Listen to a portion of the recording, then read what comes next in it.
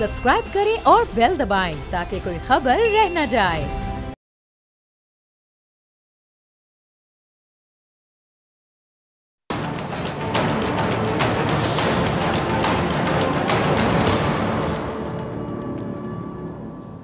अस्सलामुअलैकुम, मैं हूं डॉक्टर फ़िज़ा खान और मैं हूं पाकिस्तान में रंग बदलती सियासत एक ऐसा हैरत कदा है जहां हर रोज़ एक नया मंजर सबको हैरान करने के लिए मौजूद होता है। और अभी इसी मंजर का रंग फीका भी नहीं होता कि एक और हैरान कर देने वाला मंजर आपके सामने आ जाता है। मामला अगर हैरत और सरप्राइज़ तक ही रहे तो शायद खैर थी। मसला तो इन परेशानी और ख़दशात का है जो इन हैरान कुन मनाजिर के साथ चले आते हैं। अच्छा, गुज़िश्ता एक हफ़्ते से अली अमीन गंडापुर साहब मीडिया पर छाए हुए हैं। उनकी 8 सितंबर के जलसे की मुतनाज़ तकरीर पर माफ़ियों, तलाफ़ियों और यू टर्न का सिलसिला भी जारी था कि उन्होंने अमन व अमान के लिए अफ़गानिस्तान से बराह रास्त मुज़ाकरात का ऐलान करके एक नया पिंडोरा बॉक्स खोल दिया। अली अमीन गंडापुर ने खैबर पख्तूनख्वा की मुख्तलिफ बार एसोसिएशन से खिताब में किसी का नाम लिए बगैर कहा है कि आपकी पॉलिसी की वजह से मेरे लोग मर रहे हैं। अब मैं खुद अफ़गानिस्तान से बात करूँगा और मैं सूबे का जो वफ्द है वो भेज कर उनसे मुलाकात करूँगा और मसला हल कर दूँगा। अली अमीन गंडापुर साहब का कहना था कि मैं इस सूबे के शहरियों की ज़िंदगियाँ बचाऊँगा और किसी किस्म का कॉम्प्रोमाइज़ नहीं करूँगा। उनके इस बयान पर वज़ीर दिफ़ा ख्वाजा आसिफ ने उन्हें आड़े हाथों लिया। कौमी असम्बली में खिताब करते हुए उनका कहना था कि कोई सूबा किसी मुल्क के साथ बराह रास्त मुज़ाकरात नहीं कर सकता। ये बयान रियासत पर बराह रास्त हमला है। अली अमीन गंडापुर की जानिब से हुकूमत के लिए एक नया मसला खड़ा किया गया तो फिर दूसरी जानिब आज मौलाना फजल रहमान साहब ने हुकूमत के जुडिशल पैकेज की हिमायत का इंदिया देकर सुखी कर दिया। अच्छा जी, मौलाना साहब ने कौमी असम्बली में अपनी तकरीर में कहा है कि अदालती इस्लाहात होनी चाहिए, अदलिया के लिए इनकलाबी जो इक़दाम हैं वो किए जाने चाहिए, तब्दीली लानी है तो सही मायनों में लाएँ और ये जुडिशल पैकेज हुकूमत के गले में हड्डी बना हुआ है। मौलाना की हिमायत मिलने के बाद अदालती पैकेज से साइलिन को रिलीफ मिले या ना मिले, हुकूमत यकीनी तौर पर ज़रूर सुखी हो जाएगी। हुकूमत को अदलिया की तरफ से जिन खतरात का खदशा है वो दूर होते दिखाई दे रहे हैं। अब इस तेज़ी से जो बदलती सियासी सूरत हाल है इस पर बात करने के लिए प्रोग्राम में मेरे साथ मौजूद हैं बैरिस्टर साहब, बहुत शुक्रिया आपका ज्वाइन करने के लिए, और कादिर मंदुखिल साहब भी हमारे साथ होंगे। सर, आपका भी बहुत शुक्रिया वक्त देने के लिए।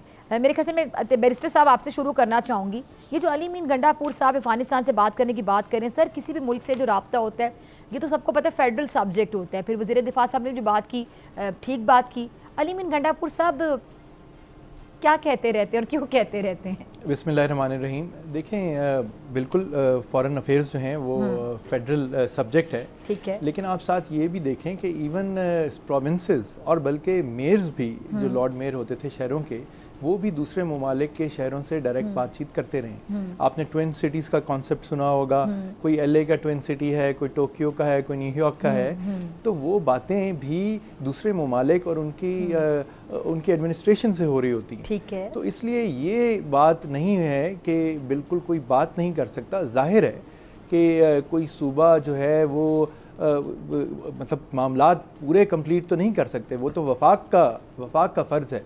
और मेरे ख्याल में अली अमीन साहब ने जो बात इस वक्त की है वो यही कहा है कि जी हमारे साथ जो हो रहा है, हमारे सूबे में जो वाक़यात हो रहे हैं, हम बॉर्डरिंग सूबा हैं अफ़गानिस्तान के साथ, हम डायरेक्टली इम्पेक्टेड हैं, तो बराए मेहरबानी आप इस पर अपना रोल अदा करें। तो मेरे ख्याल में इसको इस तरह देखना चाहिए इस वक्त। ठीक है जी। अच्छा, मैं आपकी तरफ आना चाहूँगी कादिर मंदुखिल साहब, आप इसको किस तरह देखते हैं? क्योंकि अब बैरिस्टर साहब ने तो पार्टी की भी थोड़ी सी एक लाज रखनी होती है, अली अमीन गंडापुर साहब किस तरह के बयान दे रहे हैं, तो मैं PTI की भी सिचुएशन समझ सकती हूँ कि बैरिस्टर साहब अगर तनकीद भी करना चाहेंगे तो खुल के शर नहीं कर सकेंगे। कादिर साहब कैसे देख रहे हैं अली अमीन गंडापुर साहब के ताज़ा जो उन्होंने पिंडोरा बॉक्स खोल दिया उसको? देखिए, जो मिसाल ये तैमूर मलिक साहब दे रहे हैं उस मिसाल का और अली गंडापुर की जो ऐलान है उसमें ज़मीन आसमान का फ़र्क है।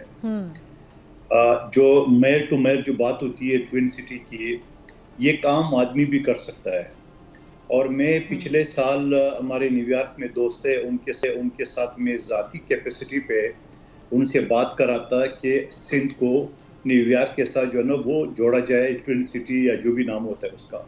ये तो एक फ्रेंडशिप होता है, कोई भी आदमी आप में कोई भी कर सकता है, वो एक अलग बात है। यहाँ हो रही जंग, यहाँ हो रही दहशतगर्दी, यहाँ हो रही ये बॉर्डर पास से जो है ना वो मुदाखलत, तो आप मुझे बताओ तो उसका इख्तियार अली गंडापुर के पास है या वफाक के पास होता है? एक तरफ तो अली गंडापुर कहता है कि जो दहशतगर्द आते हैं बॉर्डर तो वफाकी हुकूमत के हाथ में। दूसरी तरफ वो कहते हैं मैं बात करूंगा, ये सिर्फ और सिर्फ इमरान खान को खुश करने के लिए, हवा में नफरत फैलाने के लिए। पिछले दिनों ने कहा कि मैं पठानों को ले आऊंगा, मरियम बीबी तैयार हो जाओ, बारात तैयार करो। क्या ये को पठानों की शान की बात है? पठान क्या इतनी घटिया बात करते हैं? जो उन्होंने बारात की बात की, एक खातून किसी की बेटी किसी की माँ है उसके बारे में, और बदले में अगर आपको कोई इस तरह बोले तो फिर क्या इज्जत रह जाएगी? तो मैं ये समझ रहा हूँ कि वो एक बेलगाम घोड़ा है, जिस तरफ मुंह चल जाता है, लेकिन वो सिर्फ ये बातें इस वजह से करता है कि दिन में जो ये गालियां देता है अफवाज पाकिस्तान को, इस्टेब्लिशमेंट को, रात में 8 घंटे वो किसके पाँव पड़े हुए थे? आज तक किसी ने जवाब नहीं दिया कि जो 8 घंटे गायब हुआ किसके पाँव पड़ा हुआ था। बैरिस्टर साहब मुस्कुरा रहे हैं आपकी बात पे, मंदोखेल साहब जी, तैमूर मलिक साहब आपकी बात पे मुस्कुरा रहे हैं, शायद कुछ कहना चाहते हैं, आपकी इजाजत से उनका पॉइंट ऐड करवा लूं। मुस्कुराएंगे ना, अब जिसके पास पूछ जरा कि क्यों मुस्कुरा रहे हैं? तो यही करेंगे ना, और क्या करेंगे? तैमूर साहब बताओ, दलाल से ये वकील है। तैमूर साहब क्यों मुस्कुरा रहे हैं आप उनकी बात पे? ये दलाल से मुझे अभी बात जवाब चलें ठीक, मंदोखेल साहब जरा सुन लेते हैं ना क्यों मुस्कुरा रहे थे। मंदोखेल साहब वकील भी हैं और सियासतदान भी हैं और बड़े अच्छे इंसान भी हैं, लेकिन मैं मुस्कुरा इसलिए रहा हूँ कि देखें इनकी जो कोalition गवर्नमेंट है उनको तकलीफ ही ये हो रही है कि ये इतनी देर सिक्योरिटी इदारों के साथ वज़ीर आला खैबर पख्तूनख्वा की मीटिंग क्यों चल रही थी। क्योंकि देखें वज़ीर आला ने तो 2 टोक अल्फाज में कह दिया, अपने सूबे में अपने शहर में खड़े होकर कहा है कि मुझे किसी ने कोई गिरफ्तार या हब्से भेजा में नहीं रखा, हम तो मीटिंग में थे और फ़ोन ऐसी मीटिंग्स में वहाँ साथ होते नहीं हैं, तो इसलिए बात तो ये बता देना कि मीटिंग थी किसके साथ, ना जो तनकीद कर रहे हैं उनकी तनकीद खत्म हो जाएगी। देखिए ये तो वज़ीर आला ने जो आके डिस्क्लोज नहीं की तो मेरी बात नहीं बनती, या पार्टी में किसी की भी बात नहीं बनती कि आके दुनिया में जिससे मीटिंग हो रही होगी। देखिए खैबर पख्तूनख्वा के बहुत सारे सिक्योरिटी मामलात हैं, खदशात हैं, ख़तरात हैं, तो इसमें कोई ऐसी बात नहीं है कि सारे पाकिस्तान के सिक्योरिटी इदारों से उस सूबे के या किसी भी सूबे के वज़ीर आला की कोई मीटिंग हो, और वो मीटिंग ज़ाहिर है दिन में वज़ीर आला की मसरूफियात होती हैं, रात को शुरू हुई तो वो चली। अब वो रात ऐसी थी कि जिसकी वजह से ये सारी बात बन गई। तो लेकिन इनको यही लगता है, देखें कई जर्नलिस्ट ने बड़ी खूबसूरत बात सोशल मीडिया पे और चैनल्स पे की है कि ये तो एक जलसा मौखर हुआ, वो भी कहा गया कि इमरान खान साहब ने शायद बात सुनी, मौका एक और कि जी तनाव ना बढ़े इतना, तो हुकूमत दरमियान में ज़ाहिर चाह रही है कि तनाव आए, और कादिर मंदोखेल साहब जितना मर्जी कह लें ये हुकूमत का हिस्सा है, सदर भी इनके हैं, चेयरमैन सेनेट भी इनके हैं, गवर्नर सवाल है डॉक्टर फिजा, अब ये खैबर पख्तूनख्वा में गवर्नर राज भी चाहते हैं। कुछ पूछना चाहिए कादिर साहब जी। तैमूर मलिक साहब, जरूर आपकी मजबूरी है, डॉक्टर फिजा ने भी फरमाया। आप मुझे बताओ कि सिक्योरिटी अदारों के साथ अगर अली अमीन गंडापुर साहब की मीटिंग थी तो वो अपना स्क्वाड पख्तूनख्वा उसमें छोड़ गए, अकेले रवाना हो गए, ना आईजी को पता, ना आईजीएफसी को पता, ना कोर कमांडर को पता, और ये मीटिंग जलसे के बाद का आपका जलसा कब तक चलना था कोई पता नहीं। तो ये अकेले में मीटिंग, क्या ये वही मीटिंग थी जो नाकाम हुई, जिस पे इमरान खान साहब ने बोला कि एस्टेब्लिशमेंट ने धोखा दिया, आइंदा उनसे कोई बातचीत नहीं करेंगे? चलिए मैं जरा जवाब ले लूं। हमारे में ज़्यादातर जो पार्टी के लीडर हैं, मेंबरान या टिकट होल्डर्स या एमएनए, वो बेचारे चंद मुहावजों के साथ ही घूमते हैं। तो इस्लामाबाद एक महफूज शहर है, तो ये तो वज़ीर आला अली अमीन गंडापुर हैं, वो तो वैसे ही न डर हैं, तो इसमें ऐसी कोई बात नहीं है। लेकिन बिल्कुल तशवीश ज़रूर हुई थी जब उनसे रब्ता नहीं हो सका, ये हम नहीं कहेंगे कि तशवीश नहीं हुई थी, और उसके ऊपर ज़ाहिर है उनके भाई का पार्टी का मौक़िफ़ भी रात की उस पहर बिल्कुल सामने आया था। लेकिन ऐसी कोई बात फॉर्चुनेटली ऐसी कोई बात है नहीं। जिस चीज़ पे अगर तनकीद करने की बात है तो अभी आपने भी देखा, मैं पार्लियामान में मौजूद था, अपने जो हमारे मेंबरान पार्लियामेंट अरेस्ट हुए हैं साथ, और क्या भरपूर तकरीरें हुई। उन्होंने स्पीकर से और सबसे यही कहा कि जी आप पार्लियामान के तकद्दुस की तो बात करें, और मंदोखेल साहब की पार्टी ने भी सपोर्ट किया कि हमें सबसे पहले पार्लियामान के तकद्दुस को बहाल रखना है। जो 10 की रात को हुआ कि जो वहाँ नकाब पोश आके मेंबरान पार्लियामेंट को बत्तियां बंद करा के ले गए, उसके ऊपर हम तनकीद करते हैं और उसके ऊपर हम कोर्ट भी चले गए हैं। मैं बतौर वकील, स्पीकर साहब ने बड़ा अच्छा रोल प्ले किया है, प्रोडक्शन ऑर्डर उनके जारी किए हैं, उसकी हम तारीफ करते हैं, लेकिन वो काफ़ी नहीं है। देखें प्रोडक्शन ऑर्डर्स और क्या करते और उन्होंने सिर्फ जो बेचारे कोई 4 जूनियर मोस्ट लोग थे, एहलकार थे, सर आपके स्पीकर ने तो ये भी नहीं किया था जब आपका दौरे हुकूमत था पीटीआई का, तब क्या हुआ था आपको याद है ना? देखें तब आपके स्पीकर ने तो ये भी नहीं किया था। नहीं, उस वक्त की जो बात है, उस वक्त आपकी हुकूमत तो सब अच्छा था, राइट? नहीं, सब अच्छा नहीं था। देखें मेरे जैसे तो मंदोखेल साहब, मेरे जैसे लोग जो हैं, हम तो तनकीद कर रहे थे। मैं आज भी कहूँगा हमारी आने वाली जो हुकूमत है इंशाल्लाह आएगी, तो कोई गलत काम होगा तो हम उसकी भरपूर तनकीद करेंगे, जो अच्छा काम होगा उसके साथ। अली मीन गंडापुर साहब अगर इस तरह के पंडोरा बॉक्स आए दिन खोलते रहेंगे तो फिर ये आपकी हुकूमत मेरा नहीं ख्याल किया आ सकती है। ये तो अब कहने की बात है, लेकिन आज पार्लियामान में जो हुआ वो एक खूबसूरत मंजर। दोनों मेहमान मेरे साथ मौजूद हैं, आपसे मुलाकात होगी ब्रेक के बाद।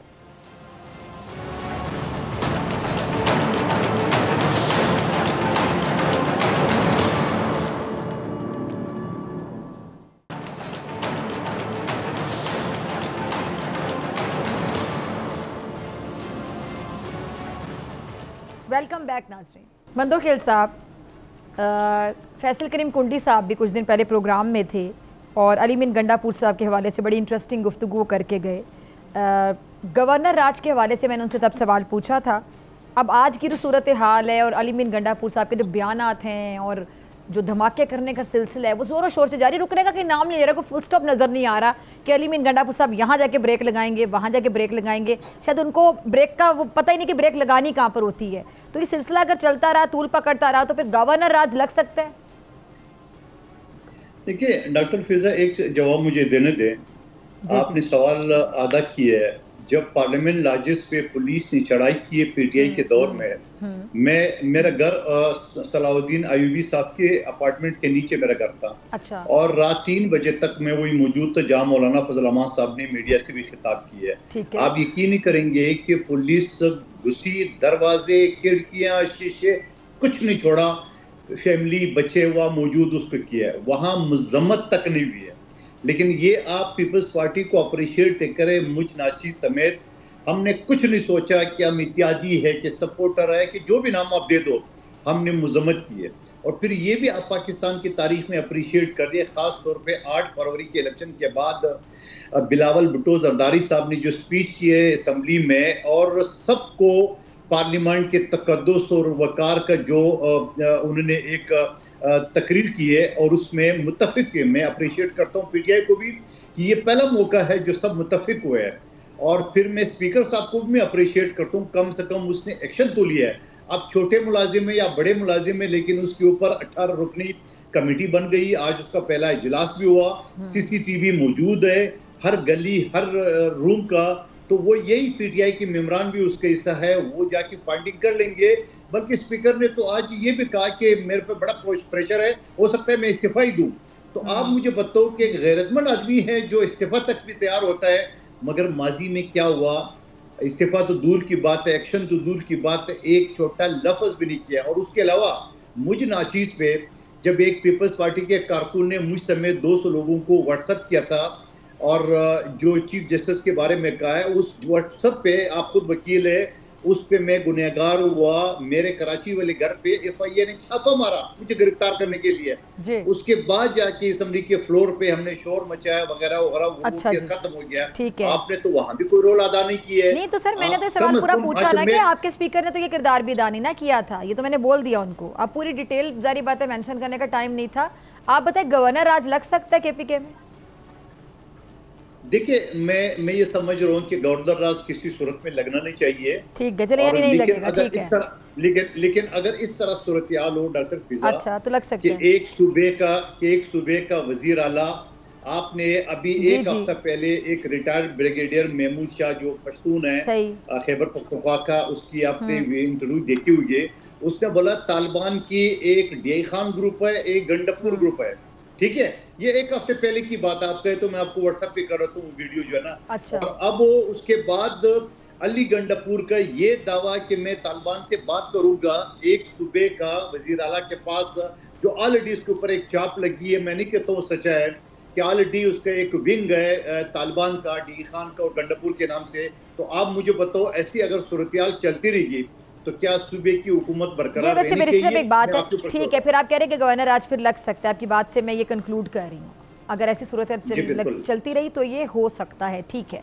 अच्छा जी, जो पीटीआई हुकूमत उस पर सर पहले से भी तालिबान को लाने बसाने का इल्ज़ाम है, ये सबको पता है। अब अली मीन गंडापुर साहब ऐसे बयान दे के क्या साबित करना चाहते हैं, क्या करना चाह रहे हैं वो? देखें वो तो एक दूसरा KPK में पुलिस एहतजाज कर रही है, पुलिस को रोक नहीं पा रहे। मुझे सवाल है नहीं, मैं उनसे बात कर रही हूँ, पुलिस का जो एहतजाज है वो ख़त्म नहीं कर पा रहे, जाके अफगानिस्तान जाने की बातें कर रहे हैं। नहीं, आपके ख्याल में पुलिस जो है वो इस वक्त कोई सूबे के कंट्रोल में? वो तो वज़ीर आला खैबर पख्तूनख्वा खुद कह रहे हैं कि जी मुझे बता दें, मैं वज़ीर आला हूँ। कल सर लेकिन देखिए वज़ीर आला के कंट्रोल में सारा कुछ होगा ना, सवाल वज़ीर आला पे ही उठेगा, उसी के कंट्रोल में पूरा सूबा होना चाहिए। खासतौर पर वो वज़ीर आला जो 2/3 अक्सरियत के साथ आए, आज उन्होंने ईवान में दोबारा वोट ऑफ कॉन्फिडेंस। फिर कुर्सी छोड़ दें, अगर इतने बेबस हैं तो कुर्सी छोड़ दें, लेकिन और बयाना देते रहा करें टीवी पे आके। तो फिर देखें, ये बात तो है कि हम पार्लियामान में मौजूद हैं, मेरे जैसे तो फिर अगर आप इतने बेबस हैं, बाहर हैं। देखिए पंजाब में जो भी होगा ना, पंजाब में जो भी होता है, मरियम साहिबा पे मैं खुलकर तनकीद भी करती हूँ, लेकिन यहाँ मैं उनकी तारीफ करूंगी कि पंजाब में बाकायदा अगर कोई एक्टिव वज़ीर आला के तौर पर नजर आ रही है ना, तो मरियम साहिबा नजर आ रही है। ठीक है, ये नहीं कि मैं खातून हूँ तो मैं उनको डिफेंड कर रही हूँ, वो हर जगह बड़ी एक्टिव नजर आती हैं, काम करी, एंथुसियाज्म उनका नजर आता है।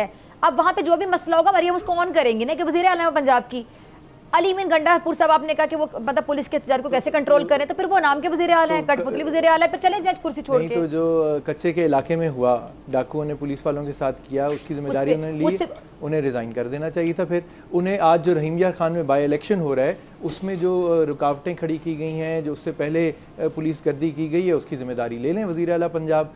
देखिए ये बात नहीं है, उनको तो सर वो नोटिस लेती है ना, नोटिस तो बड़ी अच्छी बात है। तो यही हम कह रहे हैं, आज स्पीकर ने भी सिर्फ नोटिस लेके 4 अपने जूनियर लोगों को पार्लियामान के अंदर घुस के पार्लियामान का तकद्दुस पामाल हो गया। सर आपके स्पीकर ने नोटिस भी नहीं ना लिया था, ये तो मैं आपको याद करवा रही हूँ। जब आप लोगों ने वो किया था तब कोई तकद्दुस पामाल नहीं हुआ था ना। देखें आइंदा की बात कर लें, आइंदा अगर कभी चले आइंदा क्या, देखिए फिर माजी तो जान नहीं छोड़ता ना, तो माजी चलता है। बिल्कुल आप सवाल करें, आप लोग भी यही कहते हैं कि जो PMLN और पीपल्स पार्टी इकट्ठी है, तो पहले शहबाज शरीफ ये बयान देते थे, जरदारी साहब ये बयान देते थे, आप लोग भी पुराने ताने देते हैं दूसरे को। इसीलिए मैं कह रहा हूँ कि पुरानी माजी की बातों में जाएंगे तो किस जमात ने, मैं सिर्फ जानना चाह रही हूँ, फिर आप लोग मानते हैं सिद्ध के दिल से कि आप लोगों ने बहुत गलतियां की हैं।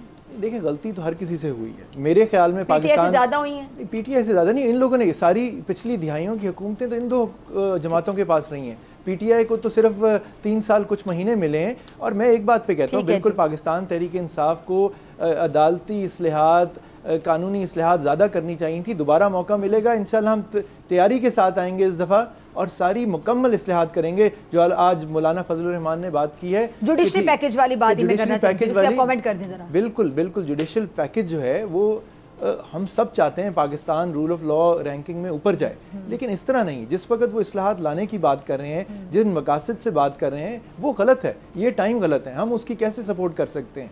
यहाँ पे क्लियर है कि वो एक मौजूदा चीफ जस्टिस की मुद्दत मुलाजमत को आगे बढ़ाना चाहते हैं, उसके बेनिफिशरीज चाहे बाकी जुडिशरी भी हो जाए। हम ये भी जानते हैं वो अगले जजेस अपनी मर्जी का चीफ जस्टिस लगाना चाहते हैं, तो कहते हैं पैनल बना दें सीनियर जजेस का, जिसमें से चूज कर लें। ये भी चाहते हैं कि इस्लामाबाद हाई कोर्ट के जज को, क्योंकि ये आजाद जजेस हैं, शायद कुछ इनको कोयटा भेज दें, कोयटा वाले को यहाँ ले आए, ये भी नहीं होना चाहिए। जुडिशरी पैकेज पे जरा मदोखल साहब आप भी कमेंट कर दें, मुझे फिर आप लोगों का शुक्रिया अदा करना। जी मैं सुन नहीं सका, थोड़ा सवाल रिपीट कर ले। जुडिशरी पैकेज में जो हुकूमत ने मौलाना साहब को मना लिया है, तो इस पे क्या कमेंट है आपका? देखिए मेरी ज़ाती ख्याल ये है कि ऑलरेडी ये बिल में पहले दाखिल कर चुका था, ठीक है, कि जजेस की तादाद जो है ना बढ़नी चाहिए। यहाँ 60,000 से ज़्यादा केसेस सुप्रीम कोर्ट में पेंडिंग है और 18 से 20 लाख जो है ना लोअर जुडिशरी में है।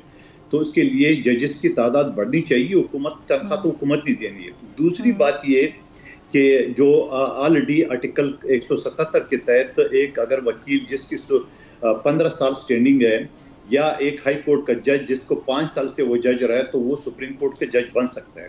दूसरा आर्टिकल है 182, उसमें ये कहा गया कि कोई जज अगर रिटायर्ड हो जाए उसके 3 साल के अंदर उसको हेडॉक में 2 साल के ले सकता है। यानी इसका मतलब ये कि 65 साल की उम्र में वो रिटायर्ड हो रहा है और आप 3 साल के अंदर ले रहे हैं, तो 68 साल हो गए, 2 साल के लिए आप लेंगे तो ये हो जाएंगे 70 साल। तो बेहतर नहीं है कि इन्हीं जजेस की उम्र जो है ना वो 65 से 68 बढ़ा दे, ताकि आपको डॉग लेने की जरूरत ना पड़ जाए जब तक कमी पूरी नहीं हो। ठीक है जी, मंदोखेल साहब आपका भी, बैरिस्टर तैमूर मलिक आप दोनों का बहुत शुक्रिया। नाज़रीन आपसे मुलाकात होगी ब्रेक के बाद।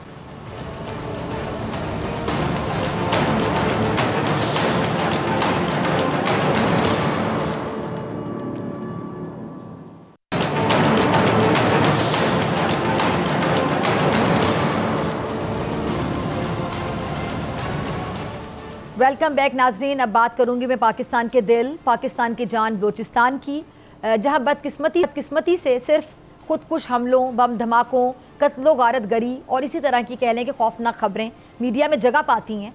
मानते हैं कि ये सब कुछ बलूचिस्तान में हो रहा है, लेकिन मेरा सवाल है, क्या बलूचिस्तान में कुछ अच्छा नहीं हो रहा? सही बात है, दुरुस्त है कि वहाँ पसमानदगी है और एहसास महरूमी भी है, मगर इस पसमानदगी की जिम्मेदारी सिर्फ विफाक पर डालना दुरुस्त है क्या? क्या बलूचिस्तान के मसाइल का जिम्मेदार कोई इम्तियाजी सलूक है? अगर ऐसा है तो फिर मुल्क के दीगर सूबों में गुर्बत, बेरोज़गारी और मसाइल क्यों हैं?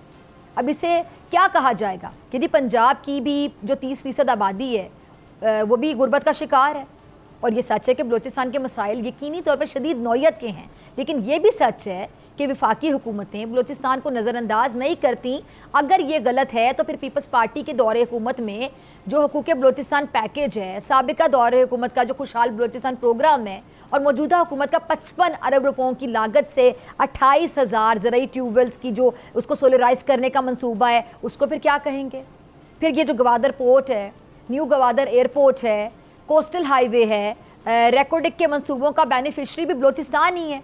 हाँ, इस पर बात ज़रूर होनी चाहिए कि एक आम जो बलोच है, आम बलोच इन मंसूबों के समरात से क्यों महरूम रहता है, क्यों? और बलूचिस्तान के एहसास महरूमी का जो मसला है वो आया कि सियासी है या फिर मुआशी? करने के लिए मेरे साथ मौजूद मेहमान मौजूद हैं, कौमी सलामती अमूर के माहिर सैयद मोहम्मद अली। बहुत शुक्रिया आपका ज्वाइन करने के लिए। अली, मैं सबसे पहले यही जानना चाहूँगी कि बलूचिस्तान का जो मसला है वो सियासी है या मुआशी है? जी, मैं समझता हूँ कि मेनली ये मसला जो है वो सियासी है, और लेकिन हमारे जो मुल्क दुश्मन अनासिर हैं उनकी कोशिश है कि इसको एक सलामती का मसला बनाया जाए, लेकिन उनका जो बयानिया है वो समाजी मामलात के ऊपर मबनी होता है। और बुनियादी तौर पे बलूचिस्तान के अवाम जो हैं वो उतना ही पाकिस्तान के किसी भी और खित्ते के रहने वाले पाकिस्तानियों की तरह वो तमाम अपॉर्चुनिटीज अवेल कर सकते हैं, मुल्क के अहम तरीन ओहदों, आला तरीन पोजीशंस, सबसे बड़े इदारों की सरबराही तक। अच्छा अली, ये बताइएगा, हर हुकूमत ये कहती है कि हुकूमत बलूचिस्तान का जो एहसास महरूमी है वो दूर करना चाहती है और मुख्तलिफ जो पैकेजेस है उसका ऐलान भी करती है, लेकिन वजह क्या है कि जो बलूचिस्तान के आम फर्द हैं उनके हालात नहीं बदलते हैं? इसका जो जिम्मेदार है वहाँ का सिस्टम है या करप्शन है? देखिए, मैं किसी हद तक दोनों मामलात को इसका मुर्द इल्ज़ाम ठहराऊंगा, लेकिन बुनियादी बात देखें, अफसोसनाक यह है, अगर हम एक सियासी तज्जिया करें सियासी निज़ाम का बलूचिस्तान का, तो बात दरअसल ये है कि चूंकि एक सरदारी निज़ाम है और जो वसाइल और ताकत और फैसलों का दारोमदार है वो चाहे जमहूरियत हो या गैर जमहूरी हुकूमत हो, वो बुनियादी तौर पे कबायली निज़ाम के तहत होता है। और ये एक तकलीफदेह हकीकत है कि कई ऐसे कबाइल हैं जिसमें यकीनी तौर पे जो कबायली सरदार हैं उनको जो इख्तियारात हासिल हैं, जो अपॉर्चुनिटीज़ हासिल हैं और जो वसाइल हासिल हैं, वो अपॉर्चुनिटीज़ और वसाइल आपके निचले तबके तक बर वक्त और ट्रांसपेरेंट अंदाज में मुंतकिल नहीं होते। आप सरदार अकबर बुगटी को याद करें कि एक मशहूर और मकबूल लीडर थे बलूचिस्तान के, वो चीफ मिनिस्टर भी रहे, लेकिन खुद वो ऑक्सफोर्ड में पढ़े हुए थे। लेकिन आप मुझे बताएं कि उनके कबीले के और कितने लोग थे जो कि ऑक्सफोर्ड तक पहुंचे? तो बात दरअसल ये है कि जो महरूमी है वो सिर्फ मरकज की वसाइल और अपॉर्चुनिटीज की मुनसिफाना तकसीम से पहलू तही की बुनियाद पे नहीं है, और ये असल बयानिया है जो कि हमारा दुश्मन मुरतब कर रहा है। जबकि हकीकत ये है कि जो बलूचिस्तान की असेंबली में लोग बैठे हुए हैं, उनके जो सरदार हैं मुख्तलिफ कबाइल के, उनकी सबसे बड़ी जिम्मेदारी है कि क्या आम बलोच आदमी जो है वो अपने सरदार से पूछ सकता है, उसको अकाउंटेबल ठहरा सकता है कि जनाब आपको जो अरबों रुपया रॉयल्टी की मद में मादनी वसाइल के हवाले से मरकज से मिलता है, उसमें से कितना आप हमारी तालीम, सेहत, रोजगार और मेयार जिंदगी में इम्प्रूवमेंट के लिए खर्च करते हैं। अच्छा, जो बलूचिस्तान का बलोच बेल्ट के बड़े हिस्से पर सरदारी निज़ाम राइज है, तो कहा यह जाता है कि सारे जो फ़वाइद हैं सरदार समेट लेते हैं और जो गरीब बलोच हैं उनके लिए सिर्फ दावे रह जाते हैं? देखिए, बुनियादी तौर पे ये एक हकीकत है कि अगर आप पॉलिटिकल साइंस की नज़र से देखें तो जमहूरियत उसी वक्त कामयाब होती है जब अवाम की तवक्कुआत और ख्वाहिशात के मुताबिक उनके नुमाइंदे जो हैं वो काम करें उन और वो अकाउंटेबल भी हों अपने आम नुमाइंदों के सामने। असल बात यह है कि सरदारी निज़ाम में क्या आम बलोच अपने सरदार को अकाउंटेबल ठहरा सकता है? तो जमहूरियत के होने या ना होने से तो कोई फर्क नहीं पड़ेगा एक आम बलोची की जिंदगी में, क्योंकि मरकज से जो भी वसाइल दस्तयाब होंगे बलूचिस्तान की हुकूमत को, वो बलोच सरदार उसका फैसला करेंगे कि वो किस हद तक उनकी अपनी ज़ाती ज़िंदगी अपने ख़ानदान पे खर्च होंगे और किस हद तक वो निचली सतह पर मुंतकिल किए जाएंगे। तो असल बात यह है कि सियासी निज़ाम जो बलूचिस्तान का है, आम बलोच को मुझे यूं लगता है कि उसके फवायद उतने भरपूर अंदाज में, ट्रांसपेरेंट और टाइमली अंदाज में नहीं मिल रहे। अच्छा अली, इशूज पूरे मुल्क में हैं। अक़वाम मुत्तहिदा की रिपोर्ट के मुताबिक बलूचिस्तान में जो गुर्बत है उसकी शरह 55.3% है, सिंध में 53.5% है, KPK की बात करें तो 50.7% है, पंजाब में जो गुर्बत की शरह है वो 48.4% है। तो सूरत हाल तो पंजाब में भी अच्छी नहीं है, लेकिन बलूचिस्तान में ऐसा जो एहसास महरूमी है ये क्यों है? देखिए, मैं समझता हूँ कि जो दीगर सूबे हैं, बल्कि मैं कराची की मिसाल आपको देता चलूँ। देखिए, कराची शायद तीसरी दुनिया के सबसे बड़े शहरों में, शायद जकार्ता के बाद सबसे बड़ा आबादी का शहर है मुस्लिम दुनिया में।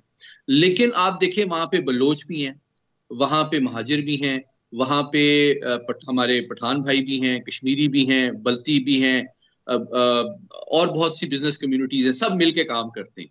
तो बात यह है कि वहाँ पे अमीर से अमीर आदमी भी है, गरीब से गरीब आदमी भी है, लेकिन सबको आगे बढ़ने के, अपनी जिंदगी में अपने ख्वाब हासिल करने के, अपने म्यार जिंदगी में बेहतरी लाने के मौके मैसर है। तो असल बात यह है कि क्या बलूचिस्तान का जो सरदारी निज़ाम है वो वहाँ के आम आदमी तक वो वसाइल और मौके पहुँचने दे रहा है जिसका वो एक पाकिस्तान के आइन, कानून, इस्लाम और इखलाक के मुताबिक मुस्तहिक है?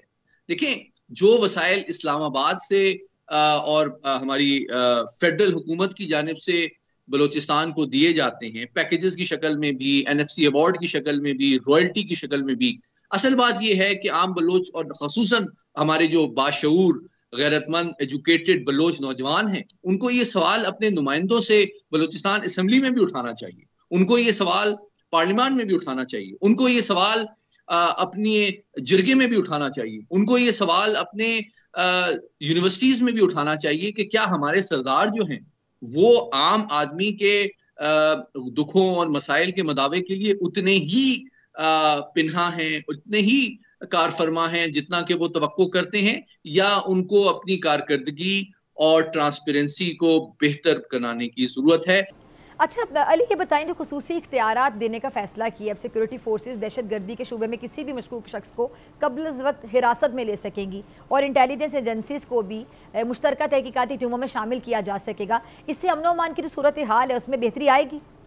देखिए, हमारे जो कानून नाफिज करने वाले इदारे हैं और हमारी अफवाज हैं, यकीनी तौर पे उनको वो तमाम आइनी, कानूनी और मादी वसाइल हासिल होने चाहिए ताकि वो अपनी जिम्मेदारियां जो हैं वो भरपूर अंदाज में पूरी कर सकें, हमारी सरहदों को मुल्क दुश्मन अनासिर और दहशत गर्दों से पाक कर सकें।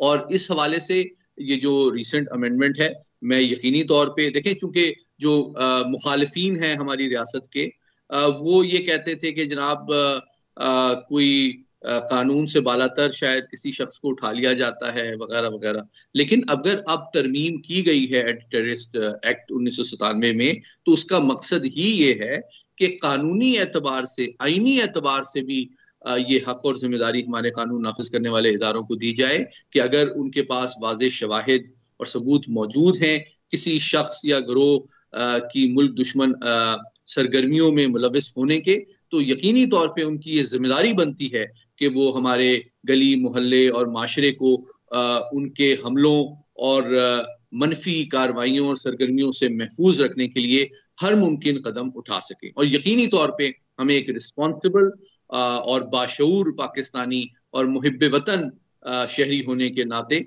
इसको अप्रिशिएट करना चाहिए, और जो रियासत और हुकूमत की कोशिश है कि बलूचिस्तान को बाकी मुल्कों के हिस्सों की तरह दहशतगर्दी से पाक किया जाए, उसमें मुकम्मल इनको सपोर्ट करना चाहिए। अच्छा, ये जो खुसूसी इख्तियारात हैं, इससे जो आम बलोच हैं, ये मजीद नाराज और विफाक से दूर ना होगा? ये बहुत अहम सवाल है। देखिए, मैं समझता हूँ कि ये बहुत ज़रूरी है कि जो भी कानूनी और आइनी तब्दीलियाँ की जाती हैं सलामती के तकाज़ों को पूरा करने के लिए, ये बहुत ज़रूरी है कि वो बरवक्त अंदाज में, बिल्कुल क्लियर और वाज़े अंदाज में हर आम फहम ज़मान में बलोच बहन भाइयों को समझाई जाएं, बताई जाएं, ताकि किसी किस्म की गलत फहमी पैदा ना हो और जो मुल्क दुश्मन अनासर हैं वो इसका नाजायज़ फ़ायदा उठाने की, इसको डिस्टॉर्ट करके, इसको मस्क करके कोशिश ना कर सकें। ये बहुत ज़रूरी है।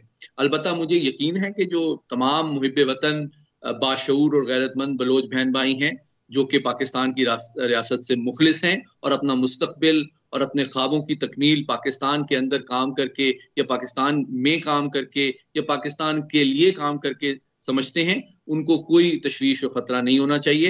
हाँ, अलबत्ता जो मुल्क दुश्मन अनासिर हैं, दहशतगर्द एलिमेंट हैं या उनके सहूलतकार हैं, यकीनी तौर पे ये उनके लिए तशवीश का बायस होगा और उनकी जानिब से जो मनफी तनकीद है वो इस बात का सबूत है। एक और अहम सवाल, एक बड़ा मसला है दहशतगर्द बलोच तंजीमों की जो सियासी जमातें हैं या इंसानी हकूक़ की तंजीमें हैं, उनमें हिमायत का भी है। तो क्या ये हिमायत बलोच नौजवानों को दहशतगर्द जो ग्रुप्स हैं उनकी तरफ माइल नहीं करती?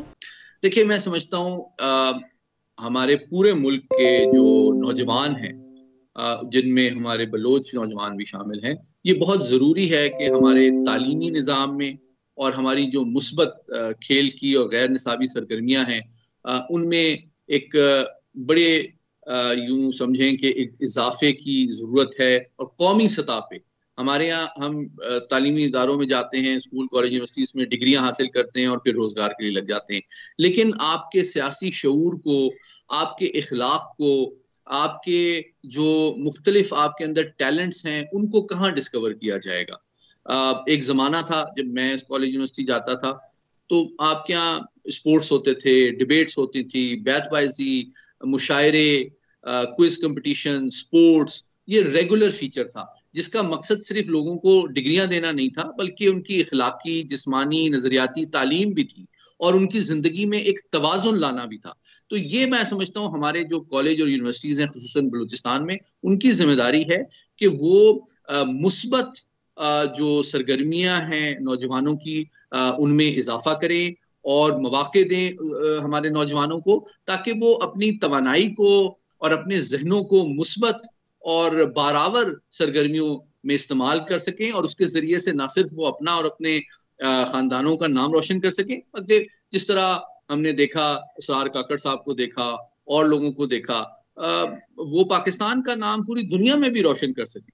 ठीक है। अच्छा, मैं आखिर में ये भी जानना चाहूँगी कि लापता अफराद के हवाले से बहुत प्रोपेगेंडा किया जाता है, लेकिन हम देखते हैं कि जो खुदकुश हमले हैं, सिक्योरिटी फोर्सेस पर जो हमले हैं, उनमें इन्हीं लापता अफराद में से कोई ना कोई शरीक होता है। अक़वाम मुत्तहिदा की जो ह्यूमन राइट्स काउंसिल है, उसमें मैं मिसिंग पर्सनस के हवाले से खिताब शर्फ हासिल हुआ है। तो इसी मामले पे मुख्तसरन 3 बातें कि जो मिसिंग पर्सन का इशू है, ये एक आलमी मसला है, ये कोई पाकिस्तान स्पेसिफिक नहीं है, लेकिन बदकिस्मती से मीडिया जो है वो इसको बाकी ममालिक, जहाँ जिस तरह अमेरिका है, बरतानिया है, भारत है, जहाँ लाखों मिसिंग पर्सन हैं, उसको इतना ज़्यादा अहमियत नहीं देता जितना कि वो डिज़र्व करते हैं। आपको बताया चलूँ, चंद हज़ार जो है मिसिंग पर्सन्स की कब्रें तक मकबूजा कश्मीर में दरियाफ्त हुई हैं, जिसका आज तक पता नहीं है कि ये कौन लोग थे, उनको कहाँ से उठाया गया था।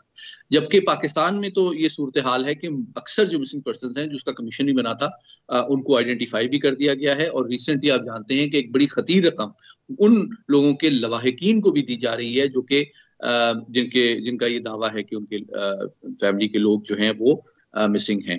और तीसरा पहलू ये है जो कि बहुत अफसोसनाक है कि बहुत से हमारे जो मुल्क दुश्मन अनासिर हैं, वो कुछ मासूम और पुरजोश हमारे नौजवानों को गुमराह करने के लिए ऐसी तंजीमें बनाते हैं, उनको रिक्रूट करते हैं, उनको मिसगाइड करते हैं, और ताकि उनको रियासत के खिलाफ उनके दिलों में नफरत का बीज बोया जाए और इस्तेमाल किया जाए, और फिर नेक्स्ट स्टेज में वो मुल्क छोड़ के चले जाते हैं और कोई दहशतगर्द तंजीम ज्वाइन कर लेते हैं। हो सकता है अफगानिस्तान चले जाएं या किसी और मुल्क चले जाएं, और फिर बाद में यहाँ पे ये बयानिया गढ़ा जाता है कि जी ये तो मिसिंग पर्सन है, किसी रियासती इदारे ने उठा लिया है ताकि रियासत और जुडिशरी पे भी दबाव डाला जा सके और पाकिस्तान को आलमी सतह पे बदनाम किया जा सके। और फिर चौथी स्टेज ये आती है कि जनाब आप पता चलता है कि किसी दहशतगर्द कार्रवाई में वो हलाक हो गए हैं कानून नाफिज करने वाले इदारों की जानिब से, और पता चलता है कि ये तो वो नौजवान था यूनिवर्सिटी में था और फिर घर छोड़ के चला गया था। तो ये हकीकत है कि जो हकीकत है उसके चार पहलू हैं, उन चारों को हमाजत और हकीकत पसंदाना अंदाज में समझना ज़रूरी है ताकि हम मुल्क दुश्मन जो बयानिया है उसको भी समझ सकें और हकायक तक भी पहुंच सकें, और उनकी जो कोशिशें हैं कि पाकिस्तान की रियासत के खिलाफ एक नफरत और नाउमीदी शुरू की जाए, फैलाई जाए, उसको भी नाकाम बना सकें। ठीक है जी मोहम्मद अली, बहुत शुक्रिया आपके वक्त के लिए। नाज़रीन आपसे मुलाकात होगी इंशाल्लाह पीर के रोज़, सेम टाइम सेम चैनल। अपना ख्याल रखिएगा, दुआओं में याद रखिएगा। अल्लाह निगहबान।